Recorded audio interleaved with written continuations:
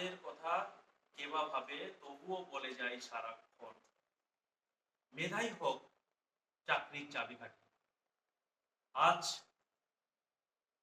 আগামী নিয়োগ পদ্ধতি নিয়ে যে আলোচনা হয়েছে সেখানে বলা হয়েছে 60 নম্বরের লিখিত পরীক্ষা, 30 নম্বরের শিক্ষাগত যোগ্যতা, 10 নম্বরের ইন্টারভিউ, টোটাল 100 নম্বর।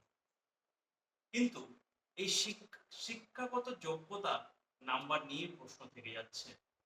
কারণ আপনারা প্রত্যেকেই অবগত 2000 সাল থেকে 2008 কিংবা 10 পর্যন্ত যে সমস্ত পরীক্ষার্থীরা মাধ্যমিক দিয়েছিলেন বা যে সমস্ত পরীক্ষার্থীরা 2006, 7, 8, 9, 10, 11, 12 এমনকি 15 সাল পর্যন্ত যারা গ্রাজুয়েশন পাস করেছেন ক্যালকাটা ইউনিভার্সিটি, বিদ্যাসাগর ইউনিভার্সিটি এমনকি আদার্স ইউনিভার্সিটিগুলোতে, আপনারা প্রত্যেকেই অবগত যে সে সময় 50% তোলাটা কতটা কঠিন ছিল।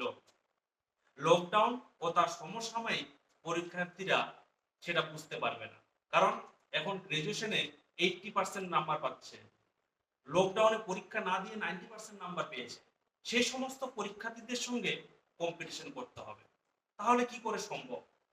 তাই নতুন সরকারের কাছে করজোড়ে নিবেদন, আপনারা স্বচ্ছ মেধার ভিত্তিতে নিয়োগ করবেন এবং শিক্ষাগত যোগ্যতার নাম্বার তুলে দেবেন।